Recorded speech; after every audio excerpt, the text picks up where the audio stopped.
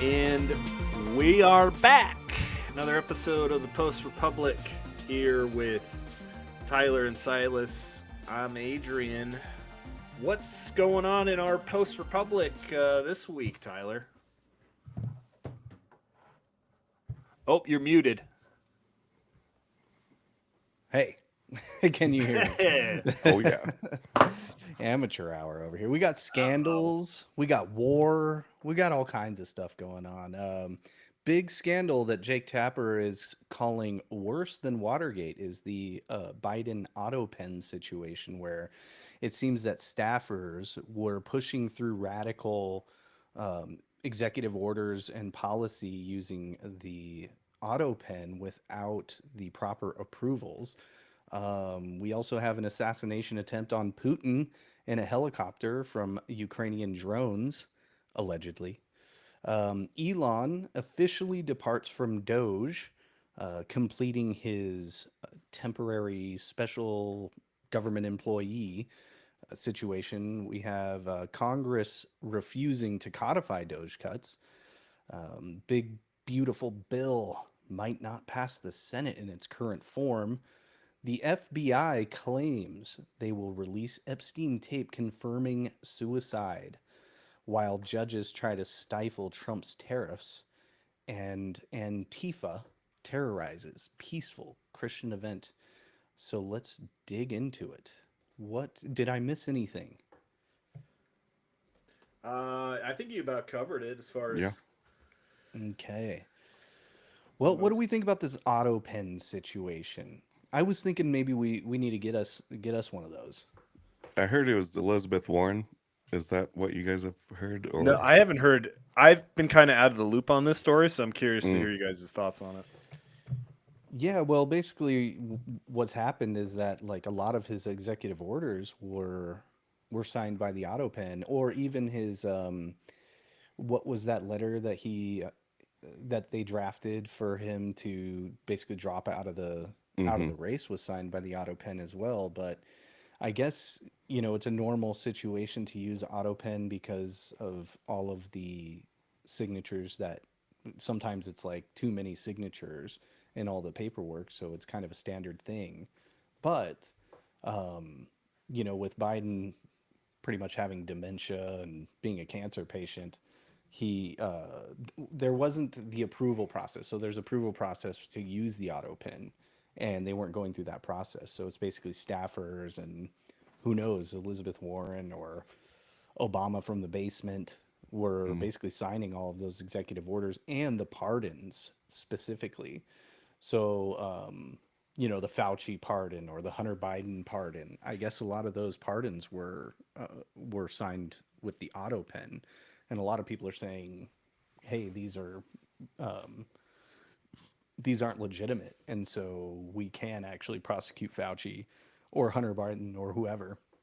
Because Biden was just using the auto pen, or it wasn't even Biden really. It was just the staffers or whoever, which seems like a constitutional crisis. But I'm not a big drama queen. I'm not going to say, I'm not going to say a talking point here, but seems a little bit crisisy to me. I mean, it's like, people usurping the democratic process to push through their radical agenda. I don't think this is the first time either, because it's been used for decades, is what I've heard. The auto pen. Yeah. Did it come Like in with W, or was it before? I thought it was around W or Obama that I remember hearing about the auto pen, but I'm curious when it originated. No, I'm thinking it's like 60s type of thing. Oh. Well, the But auto pen is like some device that signs, right? So right. it's But I think it's an early invention. Huh. So I think it's been used illegally basically for a long time, and we're just now kind of, it's being revealed, that maybe that should be addressed somehow. Well, it looks like the auto pen is older than we were assuming. But I was gonna say Trump always makes like a big show of him signing his executive orders, which I think is awesome. He actually like brings the press into the Oval Office almost every single Yeah. time that he signs an executive order, and it's one, I feel like it's to highlight that Biden didn't do that. And then also to, I love that he's unashamed of what he's actually signing as well. And it's that it's like a transparent administration. So, and I've been thinking about that a lot. Like, this is the most transparent administration ever, and Hmm. have like the most secretive, shadowy campaign or shadowy administration You prior. know, we've heard for decades, our entire life really, that all presidents are puppets, and they're all controlled. And there's definitely truth to that, since maybe since JFK, that there's been a compromise within the White House. Like, hey man, you step out of line, you do this. But no one really doubted the president was like alive or not, brain dead, basically. He's so blatantly, transparently incapacitated.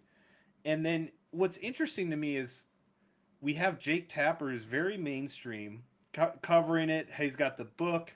There's clearly some spin job going on with Jake Tapper coming out with this. I Mm. can't quite figure out what the angle is, because I don't see how it serves the Democratic Party as of right now. But it's literally, it is honestly, if we're talking about fucking democracy, democracy, this is one of the biggest scandals in terms of who was actually running the country. And what's so frustrating about that, and I don't know if you guys have experienced this, but I remember talking to a friend during 2020, and during that time I was like, I mean, Biden's basically like a dead guy. This is like Weekend at Bernie's kind of thing. And the person I was talking to was like, uh, yeah, I mean, he's going to be a total puppet. And it's like, but who do you think is controlling him? No clear answer. I don't care as long as it's not Trump. And on top of everything else, but the fact that so many people normalize literally voting for a guy that they knew, everybody who was awake knew this guy was a dead guy. Everyone knew it. Yeah. Very small fraction of total true believers were oh, I love Biden, but the fact that that was allowed and is still this Jake Tapper book, they're probably calling him a traitor and all these different things. It's like those true believers ain't going away, but it's so in your face. If you're not, I mean, I get it. You don't like Trump, don't vote for him, but you're really gonna put your vote behind Biden because Trump's. You don't even know who fucking ran the country for 4 years. We just speculate. We think it's Obama. We think it's a mixture. Blinken, whoever. We don't know. And I think honestly, if I really want to see some action in terms of, oh, like, literally at least take it to court and say these executive orders, this Supreme Court nominee, it's invalid. We don't know who actually was making the decisions. He wasn't fit to be president. That's obvious. So I push it, man. Push. Use that Overton window expansion and push it, because it's crazy. Well, the conspiracy is that Jake Tapper, like, I agree with you. What are the Democrats getting out of actually releasing this story right now, other than maybe a distraction from something else that's going on? But I think the conspiracy is that Jake Tapper is actually like a secret right wing psyop, and he's actually trying to help Trump by, having like presenting news with a left wing bias. I don't know. It's possible. Anything's possible at this point. But as far as like justice and going after them, I mean, we're never going to see any justice for any. I mean, I am not holding my breath for any sort of arrests or justice for any of this stuff. I'm not either, but they gotta try, is what I'm saying. Mm, Even hmm if it's just a hmm show at this point, hmm but take it to court, like take it to the Supreme Court and make them rule on it, and whatever that means, I mean, Well, um, I wonder which way Katanji Brown Jackson's going to vote on oh, that. well, let me give you a 10-page rebuttal of my Yeah. thoughts on the matter. Well, On go ahead, I Silas. was gonna say, on top of the auto pin, and just his own dementia. Joe had cancer, and there's no way he wasn't treating the cancer. And from my research, what I've heard, the medicine for that cancer makes you even more like demented and tired and like everything we're seeing basically. So there's definitely a lot of people running the show behind him because there's no way he was in the capacity to do it. Well, one of the big questions is how long did they know that he actually did have cancer? And I'm personally sitting here thinking, does he actually have cancer? Is this just another psyop on top of the psyop? We're like 5 psyops deep. Um, Maybe I feel like there was some big news story that was happening, and then that news story just disappeared because it was like, oh, Biden has cancer type of thing. I can't remember what it was, but it seemed like there was it felt like a distraction The from him. underground cities that lady was coming forward from the Bush administration Wait, saying, what? that the 21 trillion that went missing, or another 21 trillion, who knows, was used to create underground tunnel systems, bunkers, and cities. And What? Oh, you didn't there's, hear Where did that? you hear this? Catherine Austin Fitz was on yeah, Tucker actually talking about it. She's been talking about that it was a issue for big story. years. Yeah, and there's Um, multiple things she revealed in that interview, but that was a pretty big one. I yeah, had she never even thinks heard of that. she thinks most of the black budget is going to the underground cities and the spraying operations, is what Mm, she has said. So Like chemtrail type yeah, things. mm-hmm. Hmm. Geoengineering, chemtrail, yeah, whatever that is. Well, I've been reliably informed that Tucker is a Nazi, and yeah, so anything that happens on the Tucker Carlson podcast is misinformation. So, yeah. Well, I So that disregard it. brings me to a point. I finished the episode he just released with Ron Johnson.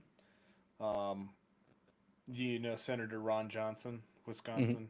hmm Very, very red pilled on vaccines and other issues, and he is down the 9/11 rabbit hole. He actually, I didn't see a clip of it, but he, I guess, brought up Building 7 in a congressional hearing recently. He actually threw out Richard Gage, who's the head of architects and engineers for 9/11 Truth, which, have you been down that rabbit hole? That guy is like one of the most knowledgeable people on the subject about the engineering part of it. But the fact that he is, and I'm bringing this up also as like he's pushing that Overton window of like let's talk about vaccines, let's talk about 9/11, which is my ears are perked up for this guy. Um, he seems pretty legitimate, but it is interesting because Tucker has been pushing down the 9/11 rabbit hole. I don't know if you've noticed that. He's I think he's going to come out with a documentary about it. Um, and that issue is being pushed again. I don't know for what reason. Whether it's organic, yeah, I mean, because with Tucker, it's hard to really know how much of what he's saying is. I mean, I generally trust the guy for his level of celebrity and how popular he is, but he's definitely pushing the Overton window, and it's very interesting to see that with 9/11 especially. I am absolutely 100% convinced that Tucker is some sort of intelligence asset, whether that's like a CIA agent or whether that's I'm just totally convinced he's intelligence of some kind, whether that's a foreign country, whether that's this country. Or I kind of imagine that there's probably a shadow war going on within the intelligence agencies, Mm-hmm. and I think that intelligence figured out early on that information dissemination is one of the most important things to keep a hold of, or to control. So like narrative building and narrative control. And so, same thing with like Anderson Cooper. And as far as I'm concerned, they're probably all um, some sort of intelligence asset. And it seems like there's some sort of rift happening in between in the intelligence agencies. I'm sure there is, some sort of shadow war going on the way that politics is divided. I'm sure there's not a complete cohesive worldview inside of the intelligence agencies. Well, So go ahead. Yeah, go ahead. well, I have a maybe it's a controversial take, but is that inherently a bad thing if he's an asset? No. Because a lot of people have said that about Alex Jones for years, and I again on that level, people are going to be like, there's some element within intelligence agencies, and I'm not saying it's explicitly like the white hats, but that are probably better people than some of the bad apples that have certain circles of dark money and black market, all that stuff that intelligence agencies are involved in. And I'm sure there might be some people within the military and the intelligence agencies, and I actually think that's likely. And I think you can say the same thing for Trump, to be honest. Like, Trump is an asset to somebody within intelligence. It doesn't necessarily mean it's CIA, could be NSA, could be defense intelligence. Um, but there's got to, I mean, I've stepped off from like every single element of the so-called deep state is literally blood-sucking pedophiles. Like, I know that there are plenty of those, but I would think just there's got to be some people who are like, yeah, let's push this in a direction that's not complete new world order, like totalitarian bullshit. Like, and that's the take generally I have on the what is it, the Silicon Valley billionaires. What's the Peter Thiel, The PayPal mafia PayPal mafia? Yeah, or and I'm not, Elon. and that doesn't mean that they're inherently good guys either, but it's different factions, and with Tucker or somebody else on that stature, because people say that about Rogan too. Like, Rogan's being engineered some or manipulated one way or the other, and I think that does happen. And is Tucker like just taking his orders from somebody? I guess I don't have the same read on that, maybe as you do, in terms of how much I think he's being influenced. I think he's been surrounded by intelligence most of his life. But if you look at what he's been revealing on his show, to at least to the establishment of the deep state or the status quo, um, it doesn't seem very beneficial, at least on the surface. And you can always look at the like what's trying to be stirred up conflict wise or create divisions one way or the other. I don't know, but I generally see what Tucker does as being still a net positive because he shifts that Overton window. Same with Rogan. Same with Yeah. Alex. Yeah, I think there's a good rule of thumb is just through your personal experience. As you go about your day, generally people are wanting to do good and aren't trying to screw people over all the time. So if you translate that into every industry in the military and all sectors, there's a decent chunk of people that are generally trying to do good and progress humanity towards good. Well, I think Tucker's probably.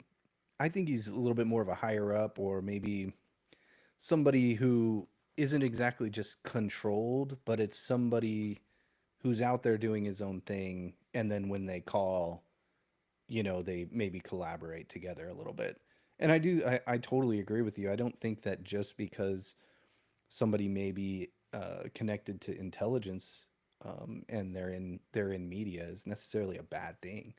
Most people would go straight there.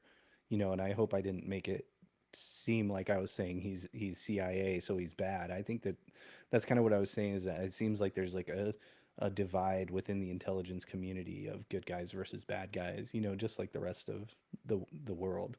And so I think he's probably somewhat of a lone wolf, but I mean, almost certainly. I mean, I think the CIA approached him, or he actually applied to the CIA. And I know his dad was also in intelligence too. And I went down this little rabbit hole of looking at um, just famous people in history, like somebody like Jim Morrison.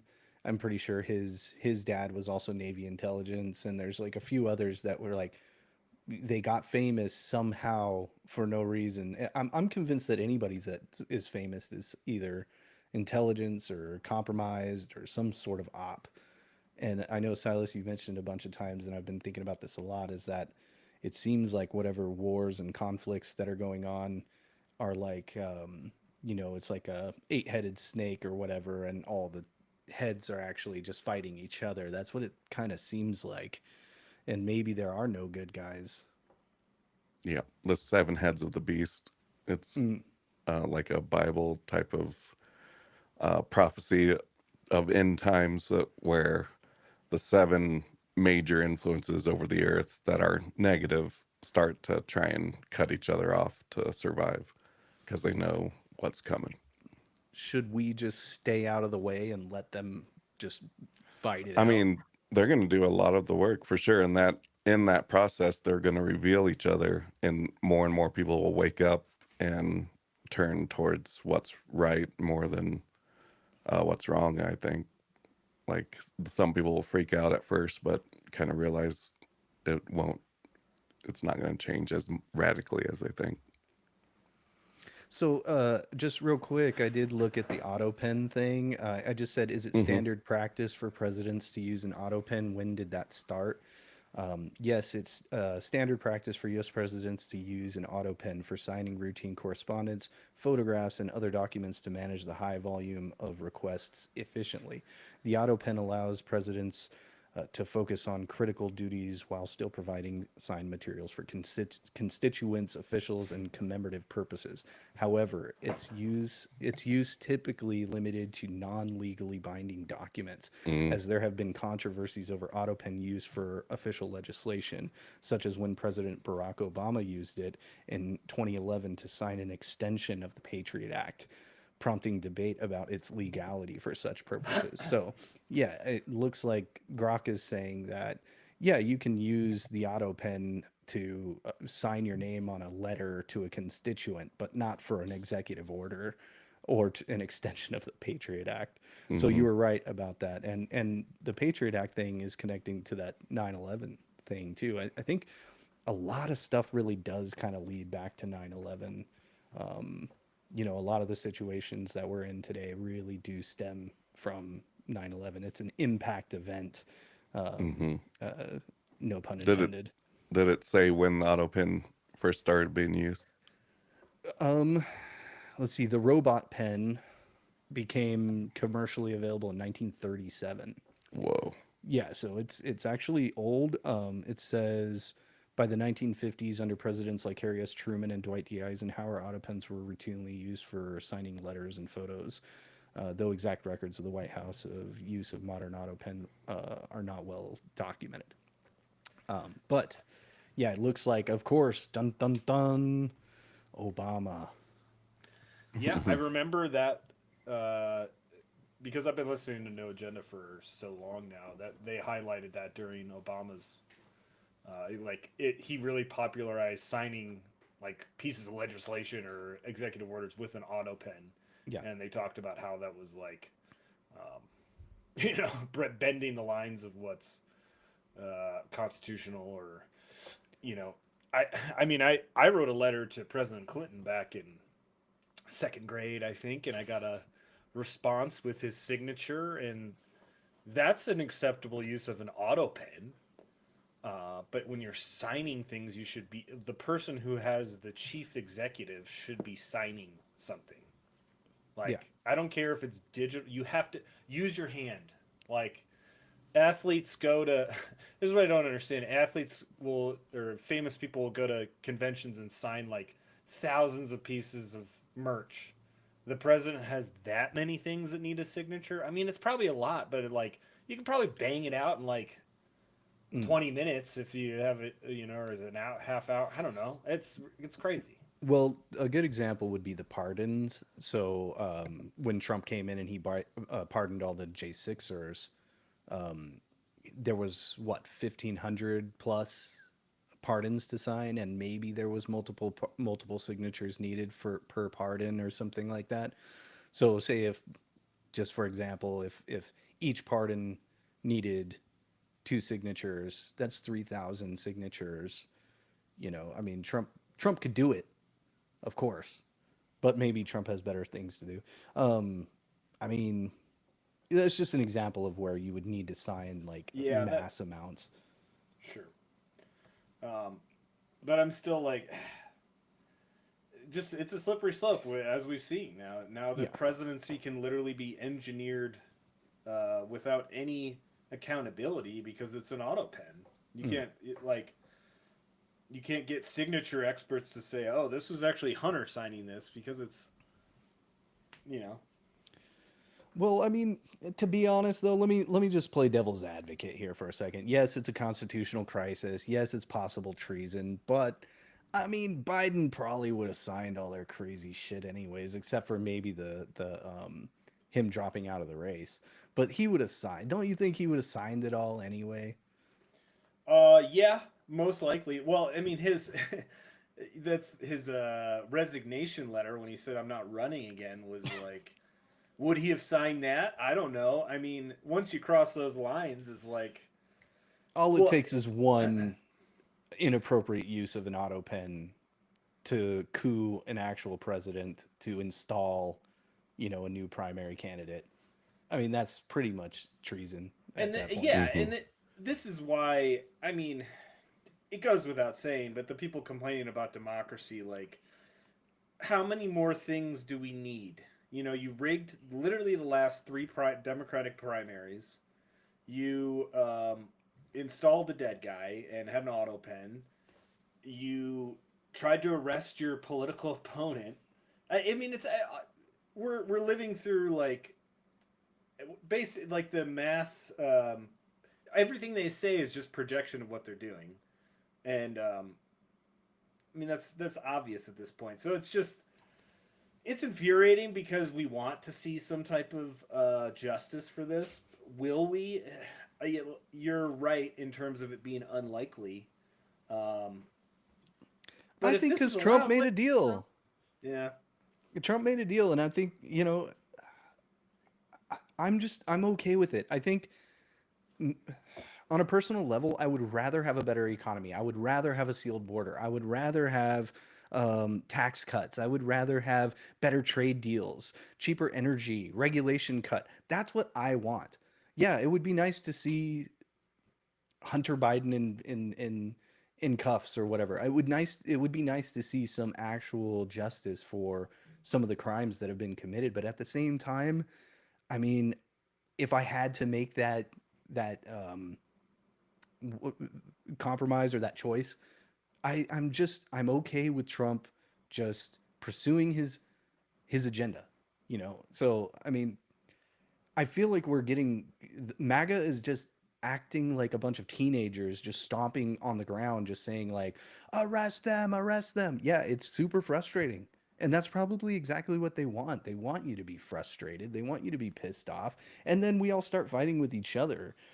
So, but I think Trump made a deal with them. I've mentioned it before, especially last episode, trust the plan and stuff. And I'm,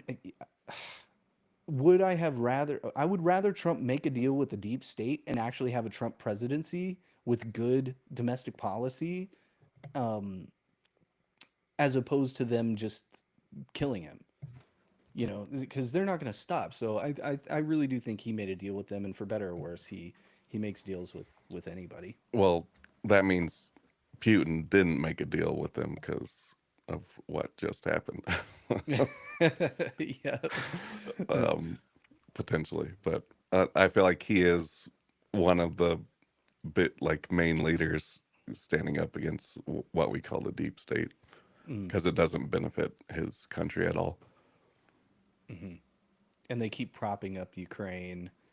They Hmm. keep opening up bio labs in Ukraine, and I've heard that Ukraine is one of the centers for sex trafficking, human trafficking, and Yeah, corruption.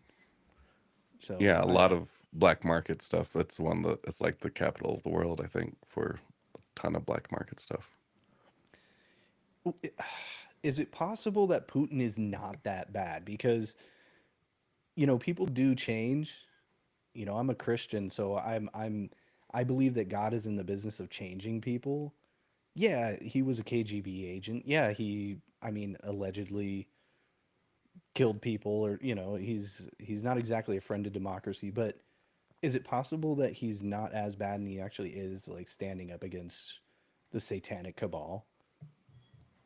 Yeah, he's said that specifically. I think Well, that that's he, just because he's trying to tell you what you want to hear. yeah.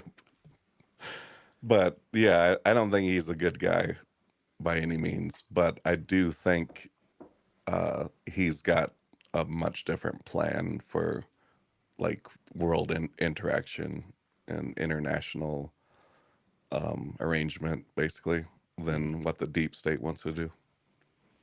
I said the other day that, yeah, I think one of the most damaging lies is telling people that Ukraine is strong enough to beat Russia, and that Russia is weak and Putin is weak, and it'll be easy to destroy them. Other than like COVID lies and stuff like that. I mean, Hmm. COVID lies were probably the most damaging. But I think coming in a close second in the last 20 years, other than maybe 9/11, I think that was such a damage. I mean, that's going to cost, I think, about maybe a 500,000 lives, Ukrainian and Russian. So if I mean, that's just such a powerful, damaging lie, and I don't think that Putin and Russia are as weak as they made him out to be. Nope. Yeah, I mean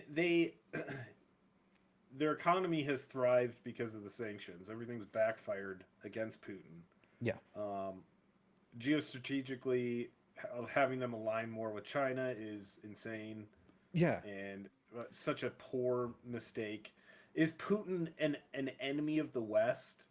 I have a hard time when you, and obviously I know there's a lot of poverty in Russia. They have issues there. It's not like everyone has a super high standard of living, but again, Russia has been screwed over so many times. I mean, communism for 80 years or whatever it was, and then in the 90s there was a lot of plundering going on with whatever was left, and Putin seems like he wasn't going to play ball and just be a puppet for NATO or whoever. So I think Putin is certainly a wild card, and I see him as generally more positive, at the very least, more positive than what he's portrayed as. And I do think he is. I mean, if you think about it, if we normalize relations with Russia, like in the U.S. allowed trade while Europe was still sitting on their high horse, I mean, the EU would be finished.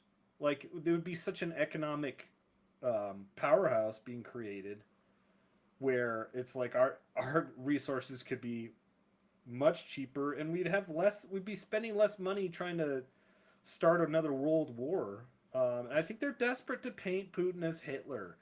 And with this latest assassination attempt, it's almost like, oh well, if he can't be Hitler, then let's have him be, was it Franz Ferdinand or whoever was shot to start World War One? Because if Putin goes down, you think that's gonna Russia's gonna tone down? I've heard that Putin is a moderate in Russia compared to some people there Mm. in terms of what they want to do, and maybe the goal is to like initiate that, try to take out Putin, so that they can Hmm. then they can really justify. Oh, see, Russia's so bad because like we pushed out the guy who wasn't actually as bad as you thought, and we installed somebody who could be way more aggressive in different ways. But Well, and isn't that kind of the same thing that happened in what, Syria or Libya? I think maybe both of them. both, yeah, Yeah. Um, well, and I think it does. I think what the left doesn't understand, especially like the normal lefty voter, what they don't understand is actually that they're very deontological with their ethical system. So they look at somebody and they say, "No, he's a dictator, therefore we have to go to war." They're actually like a warring tribe at this point because they're so deontological about their ethical system. And so, but the problem is that, there's pragmatic type of things to take into consideration. Do we really want to make an enemy of somebody like Putin, who seems pretty serious?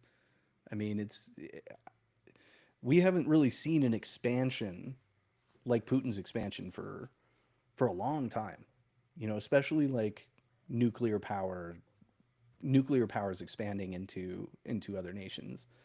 And I don't know, maybe he is Hitlerian, but I don't think it's a good idea for us, for our nation, to piss him off or get on the or push him, like you said, push him into the arms of Russia, or I'm sorry, China. Should we really take two economic and nuclear superpowers and push them closer together? That doesn't seem like a good idea to me. Yeah, I mean, it's the oldest game that's being played by some people who just want to. I think there's a lot of profiteering going on from conflict and trying to plunder Ukraine. Really, their prize. They've wanted the neocons have wanted to flip Russia forever, since it wasn't the Soviet Union anymore, and Putin has prevented that to some extent. I mean, he really has, and so what's our? Why would we want to do that? Well, unfortunately there are some psychopaths that don't have any conception of like how this could be, the lead to just the worst mass murder we've seen potentially ever if it broke out. A World And War there are some Three. crazy fucking people out there, obviously signing their Autopens and Mm. Well, maybe releasing well, jabs that have their results. well, maybe it's it's a population control agenda. We need a world war every 50 years to, maybe there's some crazy, I don't know, maybe there's some people behind the scenes, the globalists. They're trying to reduce the population. Well, I mean, I think they used. If you want to look at it like that, I'm sure they still want World War III, but COVID was Mm. their new mass kill off. If Hmm. you want to look at it, not just their who actually died from the virus, but more so the response with the vaccines and everything else. Um, so yeah, everything's related in that way. There are some people who are are anti-human and Hmm. evil, as Hmm. Elon says. So, Hmm. um, I mean, this is the thing. Like looping back to the underground bases. I mean, the reason they build that kind of thing, I think, is because they know how crazy they are when it comes to these types of risks, and if their backup plan is if we gotta live underground, like H.G. Wells' Time Machine, whatever the Warlocks or Mm. the Morlocks, I think it was. They'll be that.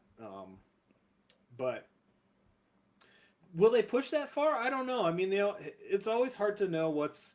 I have a friend who constantly freaks out about like, oh my God, we're about to go to war with Iran. We're about to Mm. do this. Ukraine and Russia are gonna blow. And I'm like, I'm not saying that there isn't that possibility, but just the fear of war is a psychological weapon that is constantly used. Just to huddle under your desk and have that mindset. Um, Yeah. I Do just you don't. I think don't buy into it. I have a question. It's a little bit of a topic shift, and we can come back. But I'm what you said about the fear mongering. Sometimes I feel the same about the debt, like the national debt. There's a lot of, especially libertarian types, they use that national debt, and it's almost no different as of saying like, oh, Putin is Hitlerian or whatever. It's or World War III, or like Trump was even doing it. He called it the N word, the nuclear war. That's the N word. And so I'm wondering if the people that kind of fearmonger about the national debt, I think Elon has been a big one, Rand Paul, Thomas Massey, those types. And look, I understand it's important, but it doesn't seem as existential and as like immediate as they make it out to be. can you guys convince me that it is as important as they say that it is? Um, I personally don't know at this point because I remember in 2011, I was having that like, oh my god, they didn't raise the debt ceiling. We're we're, we're gonna default on everything and I think the national debt was like 14 trillion at that point. Um, and that was when it first entered the lexicon for me of like, oh my god, we got a debt limit and this didn't get and all the things with the Federal Reserve and fiat currency and all that. Yeah. I I mean, and that was literally 14 years ago, and um, I had that like end of the world kind of mindset back then, and now I'm just like, nah, it's probably just gonna go on for quite a long time. Will reality hit the road at some point with all of these debt-based currencies and how money is set up? Because a lot of it is just like kind of a Ponzi scheme, and I really don't like being charged interest by our own bank, quote unquote, the Federal Reserve. It makes no sense to me. I'm a layman on economics in that way, but it seems crazy, and we could do interest-free money creation that would probably help a lot of things because we're servicing so much interest payments on our debt. I mean, it's crazy. Mm. Does it matter at some point? I still think it does. I just don't know how that plays out. And I don't necessarily think it's going to be in the way that the doom and gloomers say. Like because I've heard this for 15 years now. About the money system, and it's still amazingly resilient. I think a huge reason for that is because every other economy has the same type of system. Mm. The Yeah. U.S. is just the bank, the financial institution of last resorts. Mm. So yeah, if we default on our loans at some point, then yeah, maybe that's when we lose full sovereignty and it's chaos. But I just I don't know. It's really hard for me to parse at this point what's real in that way. So to answer your question, no, I don't think I can convince you. Yeah, same. I think it's a psyop, similar like you're saying, Tyler, with just the threat of something. And I I think get a goat and go says best, low levels of stress kills very effectively. And There's that's that. not just our bodies, that's like our will to do things, and kills like our connection to our community because we're stressed or thinking the end's nigh or could Mm. happen or whatever. Mm. And like if we default on the debt, it's all created through a private company. So it's more like that private company would finally dissolve, which is the Federal Reserve. I, So it could be more of a good thing. And there's, examples in history of debt jubilees that civilizations do to pretty much reset the currency and um, start to do it better, at least. mm. um, I would hope that we're due for one. It's 250 years in. I You're think looking if for like a everybody, great reset, or Yeah, maybe something like building it back better, oh you yeah, know, that's something like that. um, maybe this is not the best way to look at politics, but I do look at it as um, like a business, right? Like the country is a business. You can look at it that way, and it does take money to keep a business going. And I think about when I think about these like spending issues, it just seems like another way to stop Trump. Oh, everyone's allowed to pass all kinds of crazy legislation, all kinds of crazy spending, Patriot Act, all kinds of crazy shit. But Trump wants one big beautiful bill. Nope, sorry guys, can't have it. Can't have it because of the spending. And to me, it's just another way to stop Trump. But also, I look at the country as a business a little bit, and it takes money to make money. And I think if everybody got out of the way, I really do think that King Midas Trump could fix that problem. I really do think that if we had 15 years of Trump as king, we would probably work that debt down to nothing and be actually solvent. I really do believe that. And so, because of his holistic approach, his business skills, his deal making, um, but it's obviously a big deal. But at the same time, it's not the most immediate problem. I think like passing legislation that um, protects our elections is a little bit more important than say like spending. Closing that border. I think it's amazing that we have a 99.9% sealed border. That's amazing. And MAGA is throwing a fit right now because they're not getting every little thing that they want. They're not getting the prosecutions that they want. They're not getting the Doge cuts that they want. And that's understandable. And you do need to push right and normalize. Push right and normalize. I get it. Don't let up the pressure. But at the same time, you do need to kind of realize I've seen a ton of people blackpilling saying I'm giving up on the Republicans. They screwed us over. They lied to us again. I've even seen MAGA people, MAGA influencers on X saying we're going to purposefully give up the midterms to teach them a lesson. No, this is going to take a long time, and there's no reason to, we have a 99.9% sealed border, you guys. That is a win. We need to celebrate that win. And, like it or not, it was mostly Trump, but the Republicans helped as well. These Republicans, I get it. Congress is actually doing what it's supposed to do. It's operating as it was intended.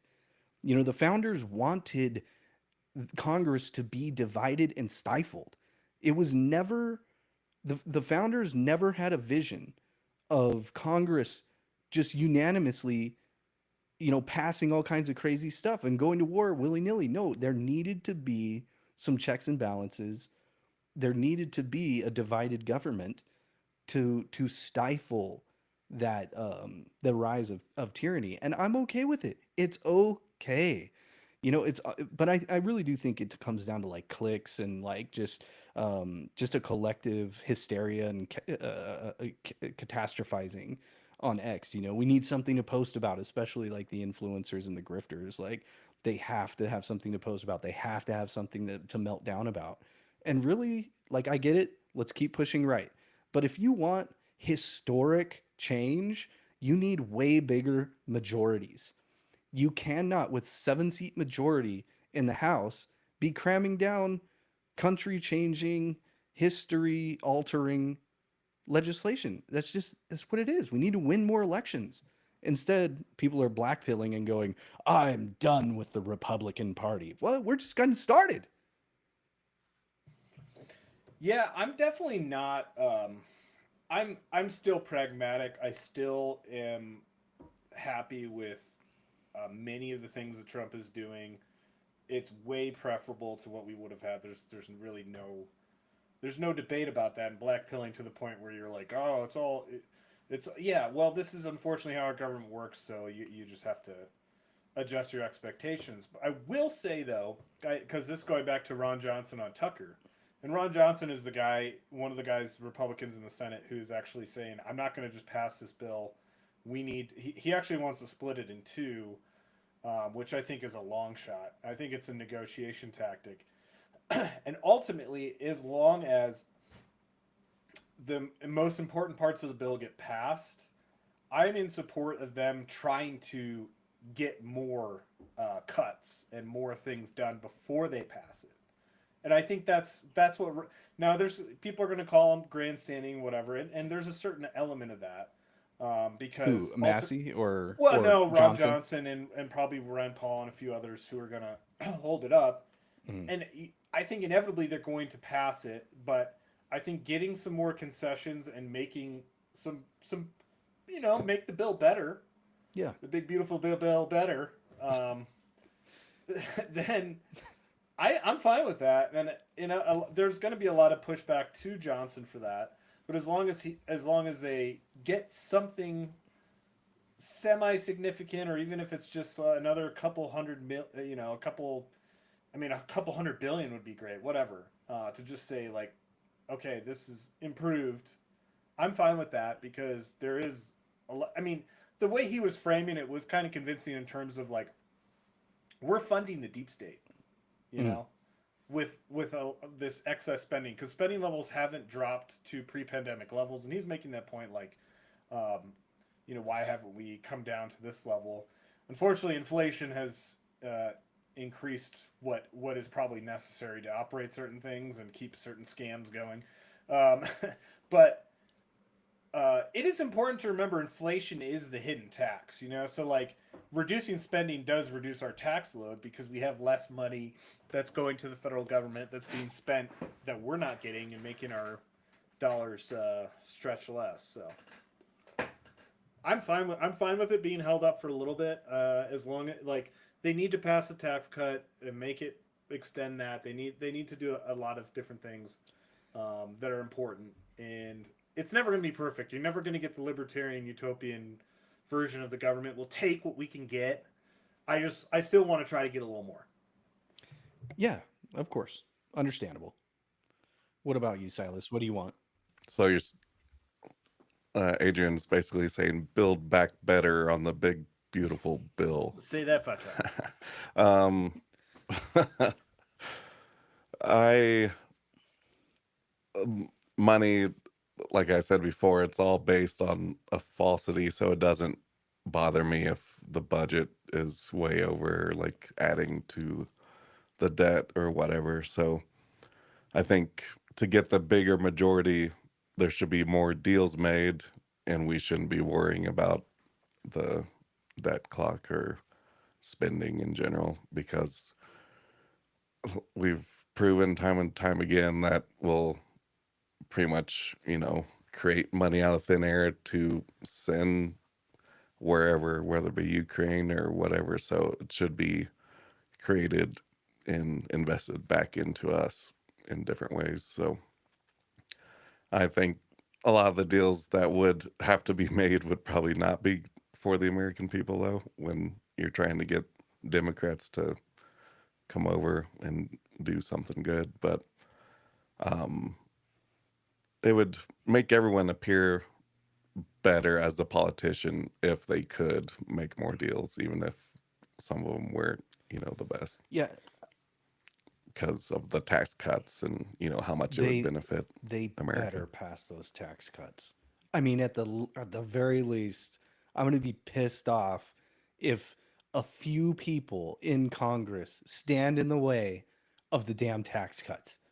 And I think on the right, we kind of I think conservatives, especially like the more old school conservatives, and even myself to a certain extent, I look at when they do these huge bills, these pork bills, it's like 5,000 pages that they have to wheel out on a forklift or whatever. And it just angers me because nobody could even physically read it before they have to even vote on it, stuff like that. I understand getting mad about that type of stuff. But the way that I see it is that I think what Trump is doing with his one big beautiful bill is kind of just using the same tactic against them. Okay, you guys are going to do 100 executive orders. I'm going to do 5,000. I'm at least going to make you work for 5 months to undo all of my executive orders. I think he's saying, oh, yeah, you got a 5,000 page bill? I'm going to give a 10,000 page bill. And yeah, there's something to be said about like, that amplifying or like kind of like escalation. But at the same time, it I think it's just Trump and Republicans in Congress saying, "Hey, we're going to pass our own big ass bill and we're going to make a bunch of change," as opposed to just voting on little I think a lot of conservatives are just thinking, "Well, just do a napkin bill. It doesn't have to have 5,000 pages. You just write on a napkin, cut taxes, abolish IRS, and have people vote on it." And I understand that kind of temptation, but I'm a little bit more on the side of like, No, they're going to pass these huge pork bills and get a lot done with one fell swoop. Let's do it. But I'm kind of a big government MAGA guy, so Mm, uh, mm-hmm. Communist MAGA. No. Oh, that's Jackson Hinkle. oh, sorry. That I that had guy. a repulsion. Speaking of intelligence operatives, boy, he's working for somebody. But Yeah. he did the MAGA Mm-hmm. communism a couple years ago. He's trying to promote that. Just Mm-hmm. insane ideas. He says some things I agree with on certain things, but then, like, he came back recently and he was like, Julian Malema, the guy in South Africa who chants kill the farmer, kill the boer. He's like, Julian Malema's a hero because he's speaking out for Palestine. It's like, okay, well, even if he's against Israel and like generally I'm not a big Israel proponent. Um, don't assume that this is a good guy. You're white. He would kill you and he would want you dead in South Africa. So anyway, I'm getting on a tangent there about that guy, but some of the Get be, them. be, be careful who you're an ally with when it I'm comes to convinced some. that a lot of the white identitarians are feds. You know, like Flint is. I think Flint is a fed, or at least compromised by feds. Why is he not? Why did he have no repercussions for calling for an insurrection in Washington D.C.?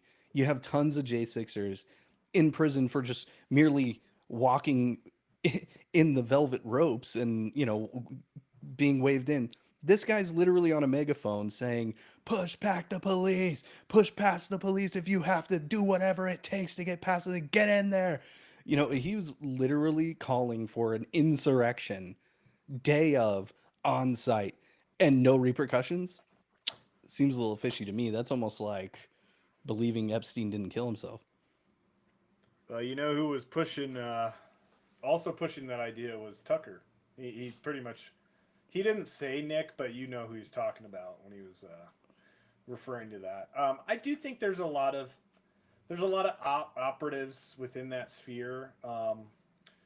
It's hard with those kinds of things. It's hard to know who's legit and who's not. Maybe that's kind of the point to not be able to decipher that.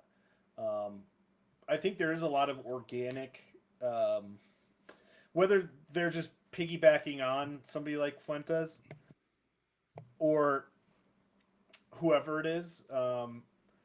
That conscious racial consciousness has grown in the last few years. Which is a And huge, just giving the Dems or the deep state what they want on a silver platter is raising the consciousness of white people. And I think it's okay to be white. Don't get me wrong. I think it's okay to be proud to be white and all that. But the white identitarianism is being dialed up to 11. And it's exactly what they want. Because they've been kind of campaigning on racism, systemic racism, Nazis, all that stuff. And then now it's actually kind of manifesting.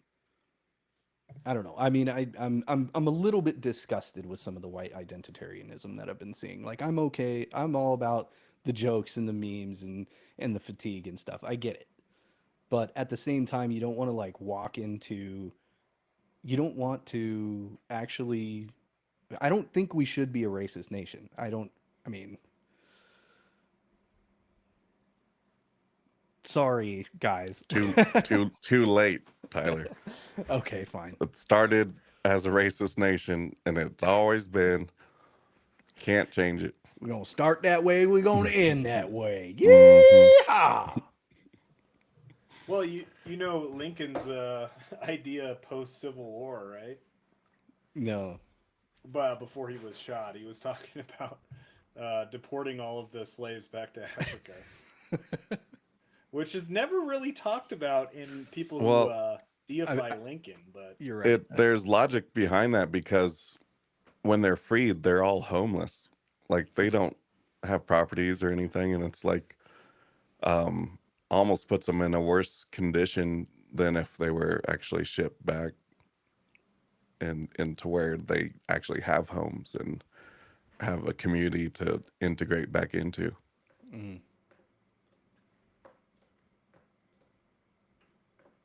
Yeah, I mean, it's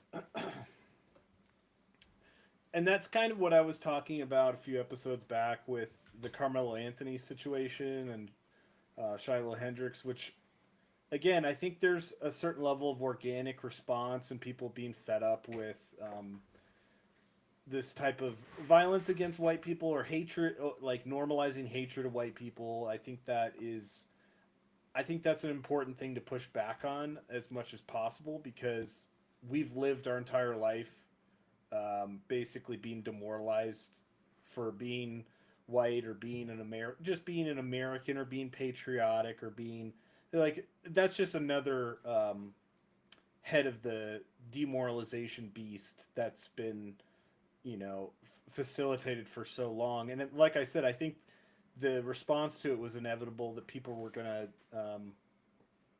push back, but it is like there is a level of it being made more extreme to push it in a certain direction.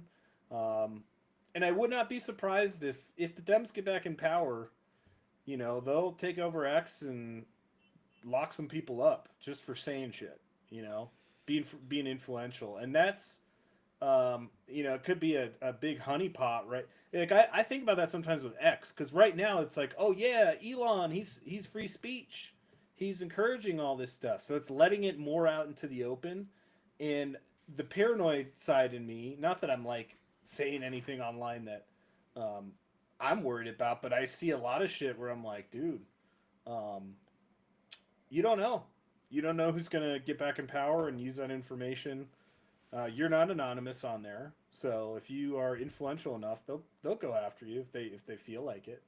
Not just, I'm not just talking like the white nationalist guys. I'm talking just anybody who's pushing back against narratives. So Yeah, I mean, even making a joke on there sometimes is like, sometimes I make a joke, and I'm like, oh man, if somebody could take that totally the wrong way.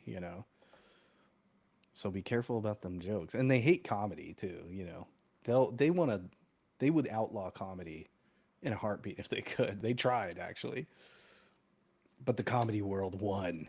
You well, cannot break it's comedy. interesting because Kill Tony's going to London. I hope there's some Oh barriers yeah. pushed there with certain things, certain topics. They better not bend. They better not censor it. They better not tell people, "Hey, everything's good except for those T-word things." Except for this or except for that. They better not do that. I'm expecting Tony to get arrested. It'd be great. I mean, it would be Well, he's huge for him. he's already been like self-censoring a bit to stay on YouTube, so I bet he's going to take precaution. Yeah, that's true. But you can't really control a live show like that, what people say like in the moment, but in the post editing they can do No, bucket bleeping and pulls whatever. in London. I mean, it's just going to be a bunch of Arab dudes. Okay, what they well, what they should do. Mohammed, and we got Mohammed coming up next. What they should do is have the Hollywood Bear dressed up as one of those Pakistani grooming gangs guys and come out, really Yes. see how far they can take it. Tommy Robinson, isn't that his name? He just got released, right? Yeah, did he get released? Yeah, I didn't know I that. think so. Yeah. Yeah. I don't know why I brought him up. I had a reason. The grooming gangs probably. I don't know. Yeah, yeah. That prompted it. Justice. Oh, yeah. Well, we'll see what happens. So we got the Epstein tape. It's going to be released by the FBI, is what I heard. AI. calling it AI. now. right after Veo 3 or whatever Google's product is comes out. Yeah, Mm-hmm. They're like, oh, this looks oh good nice, enough. all We can right. make something up. We got Veo 6, so we're good. No, yeah, exactly. They have a much better version. And what are they going to show? They're just going to show him in the cell alone and probably no timestamp, but they can put any timestamp on there, even if there isn't I one. think it's I think it's totally possible that he killed himself. I really do. I mean, I'm not saying I do believe it. I don't know, but I think it's possible. I think it's at least possible. I don't think it's a foregone Have you conclusion that seen he for sure wasn't. That Hillary went in there and strangled him. herself? Yeah. Have you seen Crowder's investigation into it? Mm-mm. You should check that out because he tries to recreate it with the actual props or like mattress and sheet that That's was funny. that are in those jails, and he had professionals there like telling him like, yeah, it's not possible. But I think he rips the sheet when he tries Oh, to really? do it the way they say he did it, because they are intentionally thin sheets to prevent that type of thing. But I mean, if you rolled it up enough, it would be strong enough, I think. You just have to have a lot of force to break your neck in multiple spots yourself, going like to do it within that cell. So that's where it gets a little weird. Like to do it yourself and break your neck in multiple spots. One Mm. of the professionals said it's nearly impossible. But do we know that for sure, though, that he actually, that's just like the report or the coroner Yeah, report or that's the whatever? coroner report. So we don't, I mean, we can trust that or not. Mm, It's kind of just part of the official story. mm, mhm. So you guys have to vote right now. Did Epstein uh, was Epstein suicided? Because we're not even saying did Epstein kill himself. Let's just go on the assumption he didn't. Did he get suicided, or is he still alive? See, yeah, the way I see it, there's three options, right? Either he did do it, he didn't do it, or he's still alive. I'm fully convinced that's not Diddy. Like I saw a picture of the mugshot of Diddy or whatever. I'm like, that's not him. It did not look like him. But Yeah, and there's like a mole missing too that he usually has. I oh, think I saw a really? comparison, and there's like a mole on his face that he usually has, and then this new Diddy doesn't have it. I would Mm-mm. vote that Epstein is alive, um, but that's from my hopeful theory that military intelligence got him into a military facility to keep him for pretty much as a witness for military tribunals. So when are we gonna get our military tribunals 2033. under It'll Emperor take Baron? it's so intertwined that's going to take that long to button up all the loose ends and actually prosecute the whole group. Well, Oh, my vote is he is still alive. And that question goes out to the chat also. If any of you guys want to give us your feedback, is Epstein alive or was he killed? I'm gonna vote alive just because it's the most interesting, fun answer. Um, but I guess I mean I do have to ask the question. I don't mean to be rude, but I guess it's like, does it matter? Does it even matter? I mean, it matters if he's still alive, but does it matter if he killed himself or not?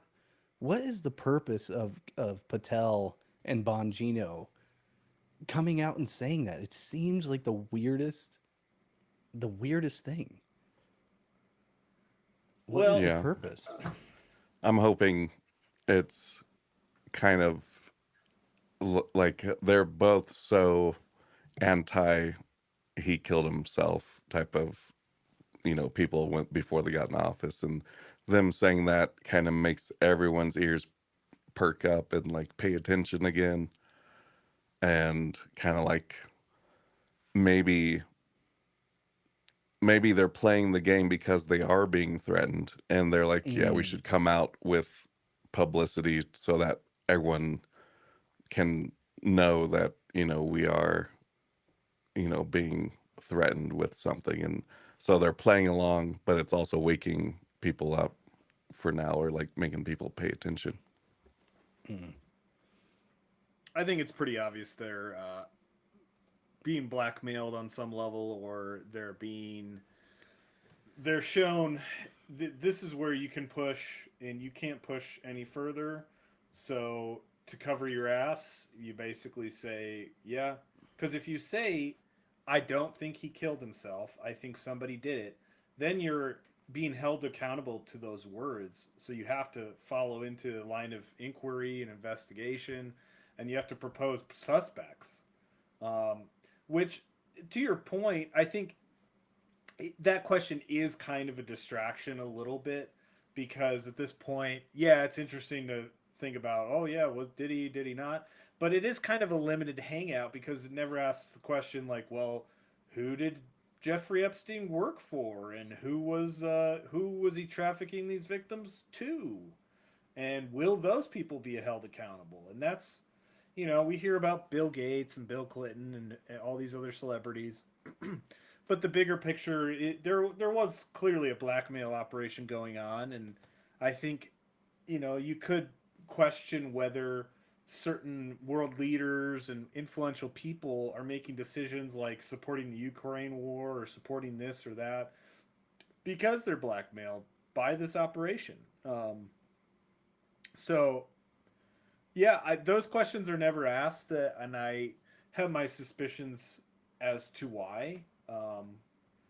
Because Trump made a deal. It's more evidence to support my conspiracy theory that Trump made a deal. I mean, that was, and them coming out and saying that was just so like out of nowhere. You think they didn't have, I mean, I'm pretty sure that was a Fox News interview too. Like they could have very easily been like, hey, we'll answer whatever, but maybe like stay away from the Epstein stuff. It almost seemed like they planned that. They wanted to say that. There was so many ways for them to get away with not saying that. I don't know. It's just weird. It just stinks. But I think it's because Trump made that deal. I think Trump made the deal with the deep state, and I think, is it going to be more beneficial for us to know? More beneficial for America or for the U.S. to know what exactly happened with Epstein, or is it going to be more beneficial to have that holistic rescue operation that Trump is currently undergoing? I want the rescue mission. I want the triage. I want cheaper energy. I want a closed border. I want Trump to stay alive. I want them to drill, baby, drill. I want, I want the tax cuts. Like, that's what I want. I want to go back to normalcy economically. I understand the desire for the justice, but I don't know. I mean, I'm not even gonna pry into it anymore. Well, I'll be fine with that, but I do want scorched earth orange man. Well, I do too. We all want it. We all want it. This is what's unfortunately awaiting us if we don't push far enough, in my opinion. There will come a day in the not-so-distant future where MAGA Republicans or former MAGA Republicans will not be able to live in peace in this country anymore. Not exactly sure what that's going to look like, but I know for certain that you're either going to have to leave this country or completely hide any evidence that you ever supported Donald Trump in order to just walk out of your house.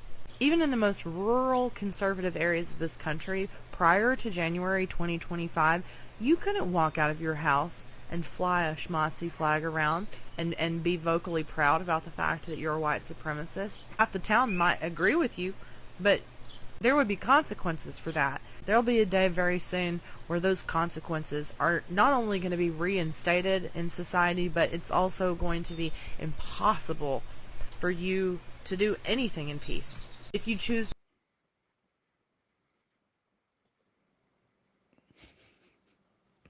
So They exist. there's enough white people to vote Trump in through her logic. It's like they're all white supremacists. So even though a bunch of Mexicans, a bunch of blacks, so many different, like Muslim, I've heard, were a big shift towards red. Native Americans voted, I think, majority. Wow. I saw at least one exit poll. I haven't followed up with that data, but I saw it on election day. It was like 61%, something like that. But what I'm saying is, I hear you in terms of the pragmatism, and I agree with it. And I'll take what I can get, and I'm not gonna black pill because I'm realistic about what we're able to get. But I also want to see what we can get, because there's a lot of demons out there who are possessed with these. I mean, to some extent, it's fantasy ideas, like you're saying. Like, the percentage of people who are MAGA, who are white supremacists, is very low. I'm not saying there's zero, but then everyone else gets thrown in with the random. And I think Fuentes wasn't even on the Trump train this last election, so it's like it's overblown, and these fantasies in their mind, that's real. They're convinced that what was it? Larry Elders is the black face of white supremacy. They print these articles without thinking about what the hell they're saying. Beyond parody. I mean, how is that not The Onion? It's mainstream news is way better than The Onion at this point. It's absurd, but those people exist, and I'm. You always gotta have one eye open to the fact that, there's a lot of people who want to accelerate far beyond anything Trump has done, and he hasn't even met where the Democrats are at. That's what's frustrating to some extent. And what you're saying is, yeah, let's get back to that older, normalized. But no matter if Trump hasn't even gone close to arresting the next presidential candidate or doing these things, those people will still think that he went way beyond, because it's all bullshit narrative that they can be spun like it's a concentration. He's sending people to a concentration camp in El Salvador where they're being still kept alive, and there's no plan to execute them, because shut the fuck up, this is not the same thing. Bukele is torturing them. Okay, he's reading the Bible to them every single day. That is torture, okay? That is inhumane. I think it's against the Geneva Convention. Let's see. This is a little bit delayed, but Get a Goat and Go said, "Dead men don't tell tales." So I'm assuming he's voting for Epstein. He is dead, but I don't know. I mean, hopefully we'll find out. I mean, I'm kind of gonna believe it when I see it thing. As far as the camps thing, I do believe that the libs have murder in their heart. I really do believe that they are so convinced of their utopia that they will go full commie. They will go full concentration camp. I'm convinced of it. I mean, especially because the Democrat Party is definitely beholden to their radical side, where I think the Republican Party is not beholden to their radical side. Didn't you mention that before, Adrian? Something like that? Yes, yeah. The left promotes and funds their radicals, and the right shuns their radicals, essentially. Yeah. Well, my question is should we, if they're going to put us in camps, should we just put them in camps first? Not, I wouldn't say camps. I would use They're outdoor facilities. No, I'm just kidding. just keep them in the cities, and then everyone with common sense move into rural areas. Yeah, you hear that, guys? Get out Well, of the city. I think as much as humanly possible, what Trump should be doing is, I mean, election integrity, things that will make it so that it's much harder for them to get back into power. And so I don't, I don't subscribe to rounding people up, doing internment camps. That's a bad idea. I don't want to see that anyway. But outside of that, I also that's not going to play well to the crowd, so to speak. It's going to look really bad.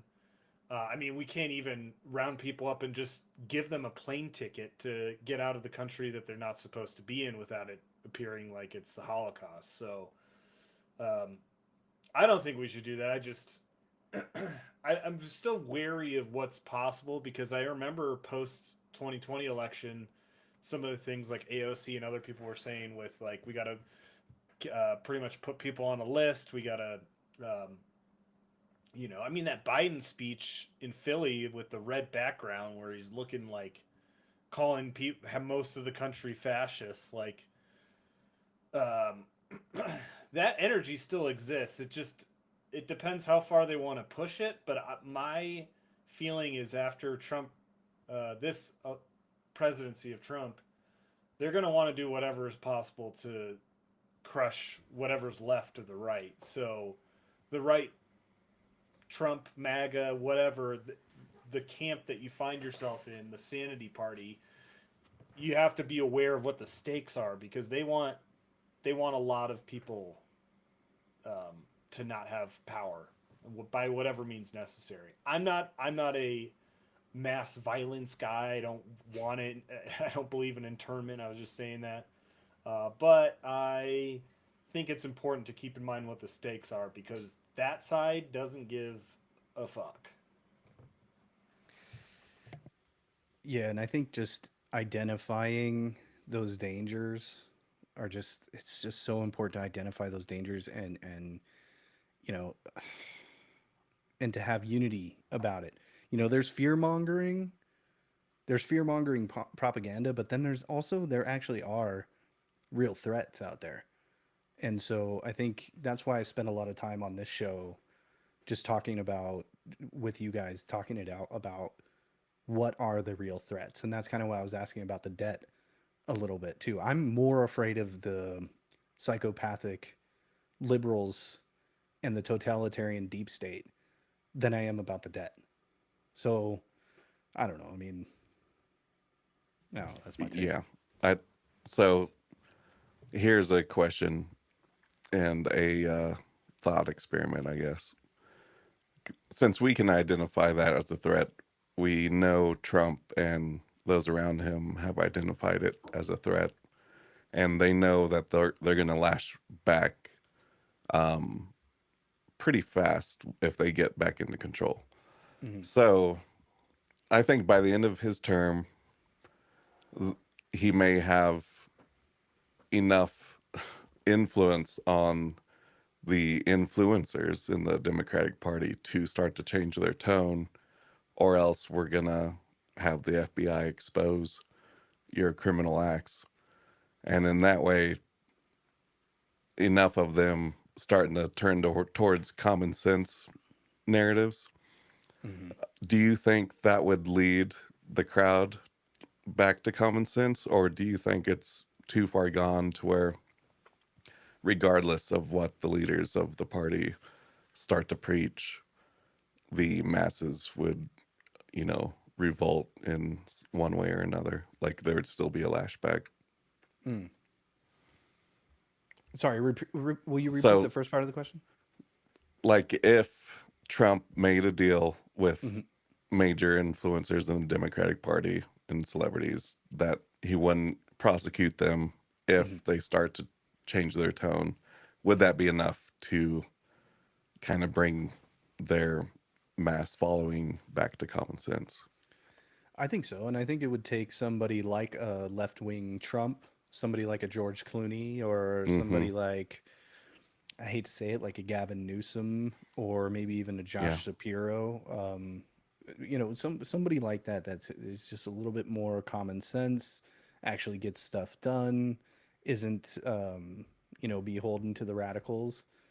I think it's definitely possible, and I think it's, God, I hate to say it, it might be probable that we'll see a pendulum swing.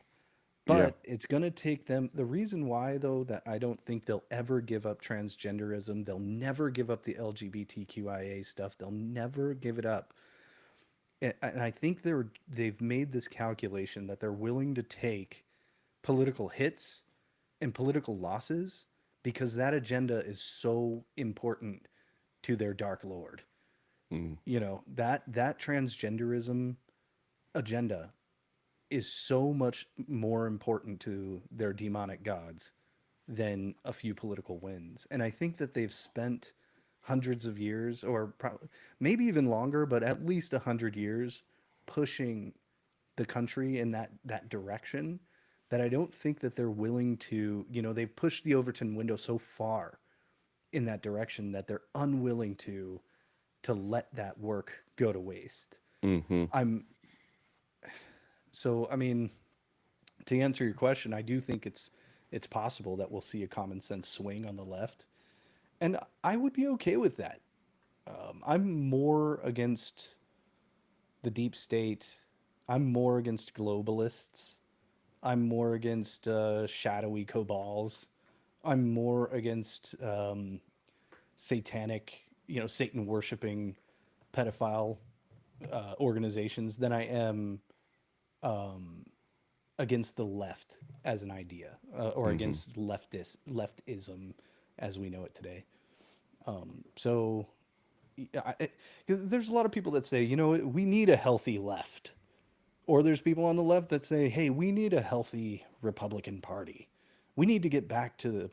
I love it when the lefties on or like the Lincoln Project types, they're like, oh, why can't we long for the days when the Republican Party was principled and they never got in the way of our progressive satanic agenda. So, I mean, I don't Yep. know. It's going to be interesting to see what happens. I think Gavin Newsom's definitely making a run for it. Mm-hmm. AOC's definitely making a run for it. Cory Booker's definitely making a run for it. But I mean, none of them are common sense. I think the only one would be Newsom. But can he outrun his or can he get away from his scandals? His Mm-hmm. his the with the fire in L.A. A lot of people on the right say there's no way he cannot outrun that scandal of the fire in LA. And I'm like, yeah, people already forgot about that. He'll blame it on something else, and a bunch of people will, Yeah. yeah. I think Newsom's got the best shot, and I think Mm-hmm. he's dangerous. And I think we're going to see Kamala. I mean, I'm out here in California, so I'm almost positive we're going to see a Kamala governorship after Newsom, and I'm terrified about it. I need to get the hell out of the state. Yeah, where do you run to is the question, I guess. But Yeah, you can't even go to Texas, man. yeah, Idaho seems like a better option at this point. But I've made my grave here. I'm going to Russia, guys. They're going to accept me with open arms. Mm-hmm. To answer your question, Silas, I'm a little pessimistic about it because I've seen every time like you get. I mean, Jake Tapper coming out with his book, he's being called like names. And there's always going to be that faction of the left that just their bread and butter is hating Trump. They've spun people up so much. Like somebody who has even mild TDS, I've seen very few cases of people being spun back out of that. It's the same with the vaccine and COVID. That derangement syndrome is in many different areas, I think. But I think the Democrats are just locked into these positions. They can't moderate on them. Um, the hatred people have of Trump has overwhelmed their ability to be rational. They're no longer able to even consider anything that he does as a benefit, even if there are benefits or whatever. Um, I just I think they're just going to keep running the same playbook. They might try to moderate a little bit, but Whitmer going on stage with Trump was interesting in that way, because they had the feud for so long. But Whitmer's just another Newsom, if you ask me. So 100%. I don't know. I don't have a lot of hope for. Here's the thing: that moment that you're talking about, like if common sense people, influential people, famous people came out and started speaking positive about Trump, like that already happened. It was before the election. You know what I mean? People who were in the RFK camp, the Joe Rogan camp, like anyone has a modicum of independent thought has, if they haven't become a Trump supporter, they're more at the very least apolitical, and they're like, the Democrats are fucked, I'm not voting for either. But a lot, like anyone who's sane has already flipped, is what I'm trying to say. If you haven't caught on to the lie yet, I don't have a lot of hope that you'll find it. I don't know what it would take, like somebody who's in the deep COVID or Trump trance, hating trance, like what event would cause them to flip? Because somebody like Tapper or even George Clooney comes out, then they'll just call him a traitor, They do it to Fauci too. If Fauci came out and said, "Oh, the vaccine's actually bad, guys," I guarantee you, they would turn on Fauci. They'd be like, "Lock him up." Yeah, but hopefully, even even though they wouldn't change, they would be a true minority at that point if some of the main leaders started to switch to common sense narratives, and those would be the ones, that would have kind of control the party anyway. So that's my hope, I guess, that a deal's made to kind of shift the bigger narrative back to where, you know, the left and right are debating on meaningful things instead of conspiracies and falsities. Well, I'm convinced that the leader of the Democrat Party is Satan. So anybody who, I was going to say, there's an opening in the Democrat Party for a common sense candidate, somebody like a Newsom or I mean, Newsom's not really common sense, but he's somebody who could play the role of a common sense left of center type person. But even if a common sense type person came in there, I mean, Satan would crush them in a heartbeat, pretty much. I mean, there's no way. I mean, the only way that the Democrats are going to get back in power is with their same old playbook, their same old demonic playbook. Like they are not going to moderate. They really won't. They might moderate in a campaign to gain power again, which is totally possible. But I'm thinking about it now. The way that political capital it doesn't transfer to candidate. So, like for Obama, for example, Obama's political capital did not transfer to Hillary or any of the other candidates, and so I think that the same might be true about political hatred. And so it's going to be interesting for them to try and, make Vance into this Hitlerian, orange man bad type situation. He's very milquetoast, and I mean, the worst part about him is that he's Catholic. So I think we're gonna lose those midterms, but I don't see a path for them in 2028, which I'm happy about. I keep telling everybody, and nobody cares because they just want to get all like huffy in their drama. But it's like this is gonna be a long haul type situation politically. This is gonna take a long time. Everybody wants, all these problems to be fixed in 120 days. And it's going to take many years. It might even take 100 years to fix these problems. And when you think about people like or countries like China, Trump said this too. Like China has 100-year plan We pretty much have like a 120-day plan, or China has 100-year thinking, and we have like 120-day thinking, and it's just, I think we need to start thinking about the long haul. And there's so many opportunities for the deep state to sow discord within the unity of the MAGA coalition. And so we need to be real careful about that. There's so much infighting inside of the Republican Party. It's insane. And it's going to end up losing us this fight in the long run. So I want everybody to just calm down, take the wins, but still consistently push right. Well, and if that's not enough, you have to keep in mind that these are the people that you're fighting against who are up Schitt's Creek when it comes to communication. I'm a man. I'm a man. I'm a man, man. And I'm man enough. I'm man enough to enjoy a barrel-proof bourbon. Neat. Man enough to cook my steak rare. Man enough to deadlift 500, then braid the out of my daughter's hair. You think I'm afraid to rebuild a carburetor? I eat carburetors for breakfast. I ain't afraid of bears. That's what bear hugs are for. I'll tell you another thing I sure as shit am not afraid of. Women. I'm not afraid of women. I'm not afraid of women. They want to control their bodies? I say go for it. They want to use IVF to start a family? I'm not afraid of families. They want to be childless cat ladies? Have all the cats you want. Woman wants to be president? Well, I hope she has the guts to look me right in the eye and accept my full-throated endorsement. Because I'm man enough to support women. Man enough to know what kind of donuts I like. Man enough to admit I'm lost, even when I refuse to ask for directions. Man enough to not ban young women from reading Little Women. Or one of those pants books that the sisters like. I'm man enough to raw dog a flight. It sucked. Not worth it. I'm man enough to be emotional in front of my wife. In front of my kids. In front of my horse. I'm man enough to tell you that I cry at Love Actually. Goodwill.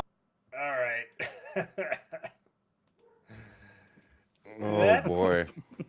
That was a real ad last election cycle, and they're hiring consultants to try to talk to young men in the U.S. And I saw they hired a queer Latina. Yes. Do you have a clip? Because I was trying to find it. I don't have a clip. I was looking for one too, but maybe I can find a picture of this person who's really gonna. I think okay. This is going to be the male whisperer who's going to shift voters to the left.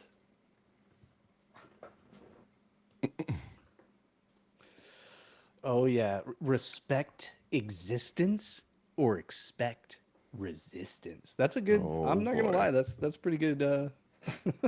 That's pretty good little political catchphrase there. Here I have the video. Of, nice. Yeah, here. Let me share.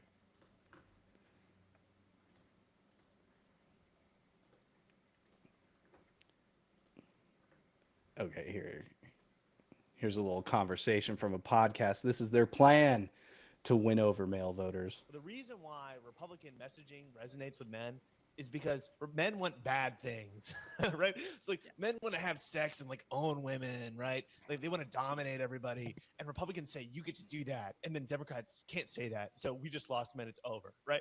Like, what are you talking about? Like a lot of times it will be men that are liberals who will like agree with that shit. I'm like, dude, what is going on? Like there's a lot of men that don't think that way, obviously. And it's just such a negative view to take on like half of the human race. Well, I also think it's just so abundantly clear that the people who say these things don't actually spend time talking to young men. You know this because we know each other in real life, but I spend a lot of time on college campuses, and I spend a lot of time with young men. I love young men. I love frat guys. Whoa. And in that, I realized like even the ones that identify as conservative are almost always pro-choice. They're almost always pro-gay marriage. You'd be surprised at the number of them who supported Black Lives Matter. And so I feel like people just kind of lump them into this box when the truth is, again, a lot of them are with us on the issues. They're just not part of our coalition because they feel like they're not welcomed in it. The reason why... bitch, have you ever considered they're lying to you to get in your pants because you're in a frat house? I mean, Adrian, if somebody's trying to Come lie to this on. chick to get in her pants. Yeah, I man, know. mean, Yeah, that's true. How much is it gonna take? you know what? I was gonna say she's just God. basically trying to cast a spell. She's trying to say what she wants in hopes to control reality and to steer reality in that direction. But she's actually kind of not wrong. Young men do kind of support gay marriage. They're like, yeah, man, like they don't really like, gay pride parades or whatever, but they are kind of like, yeah, man, like, if you want to marry another guy, be as miserable as the rest of us, go ahead, and a lot of young men do support abortion because it's like they have been kind of indoctrinated into the woman's right to choose, and also it's like gets them out of some of the responsibilities and stuff like that. So, but is that going to be enough to win them an election? I don't think so. No, because it doesn't actually speak to their own personal needs and the things they're experiencing. A lot of that, while they may believe that, and I would agree that a lot of people who are who lean right still support those things who are younger, but that messaging doesn't. It's like, yeah, okay, it's half-hearted, because a lot of it is probably based on programming and what they're supposed to say. Like, you can't step out of line. So when they see people who are being more authentic and saying things, and presenting an argument without fear, that speaks to kind of, the comedians who have been canceled, like guys who are willing to, and women, but in this case, like we're talking about men who have basically put themselves on the line. Like that's kind of a masculine ideal, at least, of people who are willing to be brave and courageous. And I think the spirit of that overrides any kind of virtue signaling or kind of half-hearted stances on things, because men have we've been beaten down in terms of the patriarchy and feeling shame, toxic masculinity, all these different things that a lot of men see in society and say, like, that's not good for me, and this party doesn't really speak to any of my issues. They don't even try. They do you remember any talking points that Kamala was like, yeah, and I know that there's some issues that men are no, they didn't even try. No. They didn't try because they don't know how to actually authentically speak to those issues, because they're with DEI and other issues that affect young men in the workplace or collegiate admissions.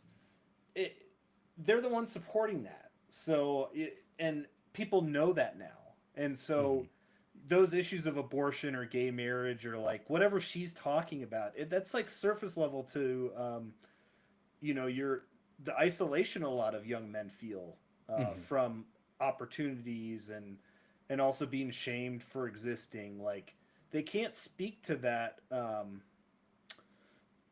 that cultural, emotional, sociological issue that's pretty apparent. And I don't think they're going to. They're not going to find their Joe Rogan of the left. That doesn't exist. He was on the left, and he left you because of this type of behavior. So they can't. They're not going to get that that voting block back. It's just going to get worse for them. Yeah. Well, as we were talking about it, I realized those things aren't even on the ballot, though. Those aren't even real issues. No one except for some of the fringe right is actually legitimately trying to overturn Obergefell or gay marriage or something like that. Even Trump hasn't done anything to ban abortion. Republicans, mainstream Republicans or center right Republicans are not banning abortion. They sent it back to the states, and that's it. And they're also not trying to overturn Obergefell, because so for those two issues, even though young men do kind of lean left on those issues, they actually don't even matter.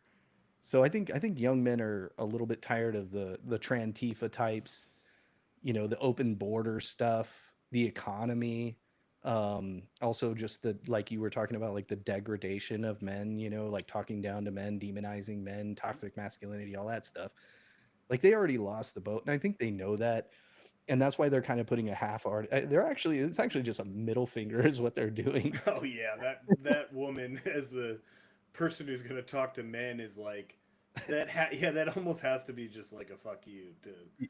We're not even going to try. We're not going to try. They are smart, and here's I'm sure a lot of people out there they know this, but what the Dems do is they try to build a majority coalition of minorities. And so they have the majority of women, especially single women. So what they're doing is they're just doing math. It's like, okay, we have the majority of women, especially single women. We have black women by like 98%. They have all of the gays, all of the trans. And so they have all of these different minorities that they're trying to like add up to become that majority, to overcome the common sense, So, and I think we need to be aware of that. And I think Trump was aware of that. And a lot of people on the right were really frustrated with Trump for not going harder against gay marriage or not going harder against abortion. I mean, during the campaign, it was a huge issue. I mean, I was like legitimately worried that a lot of these, more conservative types, these trad wives, these more DeSantis, the DeSantis folks were, and the anti-abortion crowd, they were legitimately saying, we're not voting for him. He has to be 100% abolitionist on abortion, or we're not voting for him. And I'm like, oh my God, you guys, are you seriously going to hand over the country to literal demons because he's not going to ban abortion on day one? So I think Trump is very good at politics. And I think he saw what the Dems were doing. He's been watching. He's kind of been chilling in the shadows, just watching for decades. And then came along and realized, hey, I do need to have a Latinos for Trump. I do need to have a gays for Trump. Heck, we'll even have a drag queen. There's Lady MAGA. And I think it's a good idea to have big tent politics. But at the same time, because we need to win elections. That's a reality. The reality is we need to win elections. We need to win more elections. We need to have a majority of 30, 40, 50 seats. So people like one person like Thomas Massey can't stand in the way of Trump's agenda. So win more. Get out there and be Scott Pressler is kind of my thing. If you're not knocking on doors, you can't really complain about Mike Johnson and people in Congress not doing as much as you want them to do. Well, get out there, knock on doors, donate to campaigns, primary people if you don't like them. So I don't know. I'm a little frustrated with my MAGA fam at the moment, even though I love you guys.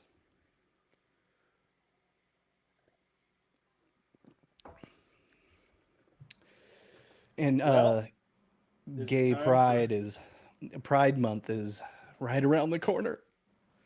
Oh, well, I have a clip for that now that you mentioned that. Let's I saved go. it from last time. Oh, shoot. Did I save it? No. Oh, there's plenty of gay stuff out there.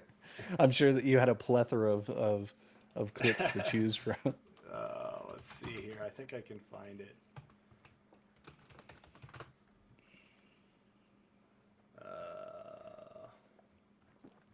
Maybe not. Shoot. Yeah, no worries. Well, do we want to do our cook of the week? Yes. Just let me tell you guys how I feel about Pride Month real quick. Okay. I had to throw that in there. Yes. Perfect. Cook of the week.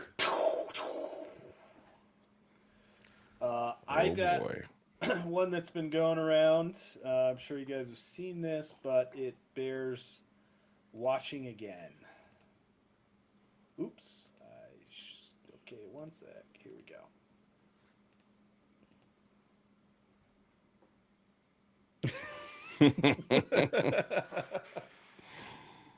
Mm-hmm. You win. This. Yeah, probably. I don't even want to show my clip. That's it. And the wave I is should have the gone best last, part. damn it. Yeah. Oh yeah, that's a winner right there. The memes have been good. Okay. Yeah, I'll share mine. Let's see. Oh yeah. Rain today, God. We know he's getting God and he no longer can be here. In honor of his legacy, we're not rioting, God. We're not shaming anybody, God. We're just humbling ourselves before you. Yes, Lord. You brought the thunder and rain today, God. Because Satan takes the L today. Father, in Jesus' name, you get the victory. Father, we ask for forgiveness from our black brothers and sisters for years and years of racism, of systematic racism. We know he's It's a That group of woman them. crying. They healed it. Oh my gosh. And Okay. then the Democrats in Congress saw that and said, "Give me the kente cloth. Let's do our own." Mm-hmm. All right, mine is an example of those young men that the Democrats are going after. What are you most worried about? I have a lot of Hispanic friends, some of whom are undocumented, and I'm concerned for them and their safety. Rights for trans individuals and just equality in general. What are you most worried about? I have a lot of Hispanic friends, some of whom. We're in trouble if. Do you think the Zoomers really are that woke like that? I mean, the college campuses have got to be just littered with soy boys and beta cucks. I think there's a divergence within Zoomers to either totally insane Trantifa types, and then hard right, like the most right wing generation America has seen in a very long time. To degrees that, you could debate if it's too far or not, obviously, but I mean, if you look at who voted for Trump in that age group, it was the most Republican voting young generation that we've probably seen in our lifetime, really. Maybe since Reagan at the very least, but I would think modern times, yeah, which is encouraging for sure. I was very worried during the election that these college kids were gonna all just uniformly vote for, blindly vote blue. But then I was pleasantly surprised, and I've heard that the Zoomers are one of the most conservative. They're turning out to be the most conservative generation, especially in comparison to the millennials and the Gen Xers. So I'm happy about that. You just wait for Gen Alpha. Here's the thing, that cultural trend, if you look at streamers and podcasters and social media, it's not cool to be woke anymore. Most people were just virtue signaling in general because it's completely unnatural, most of it, and in opposition to what, like, hey, you're not supposed to say that. Oh man, that guy's cool.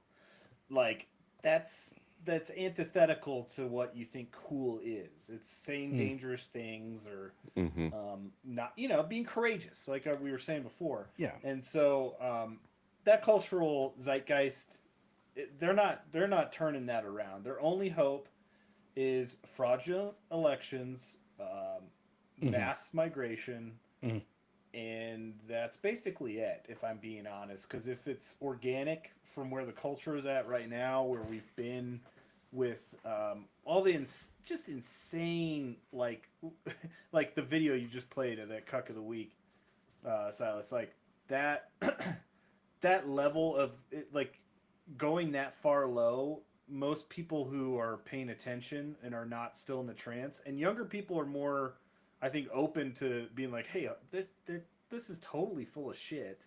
And with the internet being what it is, they have more access to have those points of view like reaffirmed. Like, young men, forget about it, dude. You better hope you get them early enough to transition them into women, because you're fucked with that generation. Well, I'm feeling positive. I'm feeling white pilled. I'm not gonna say we have a 99.9% sealed border, ladies and gentlemen. I mean, I didn't even think he was gonna be able to do that. He actually didn't even need the wall too. Just good policy, good rhetoric, and actual enforcement, and that's it. I'd like to see those mass deportations. I'd like to see some justice, but I'm gonna take what I can get, man. The golden age is on its way. Oh yeah, Are you and the feeling Golden hopeful? Dome. Yes. And the golden currency, yay! Oh, Oh, yeah. I'm hopeful overall, but weary of whatever is installed could be reversed upon us. It's always Even the Golden Dome could be used Yeah. to keep us in line rather than keeping missiles out, which are like, how long has a missile ever hit the 48 states, like from a foreign entity Never, ever? I think the answer Yeah. is. So I don't know, it's interesting that that's a priority for whatever reason. Well, he's playing 48 dimensional chess, and he's probably got intel that we don't know. I always think about that. I'm like, what does Trump know that we don't know? Like, just imagine the stuff that he knows that we don't. It's such a mind. Just blows my mind. Hmm.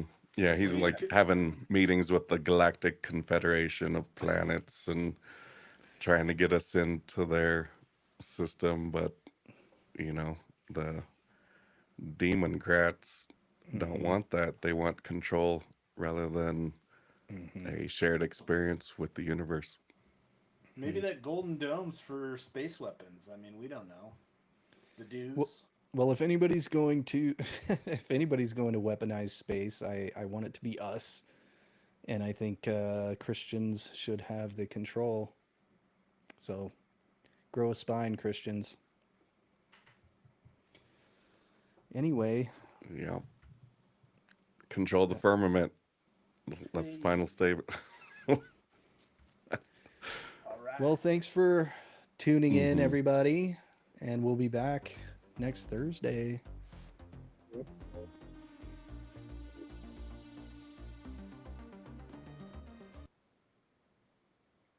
It seemed to mute you with the music for whatever reason. Well, this has been the Post Republic.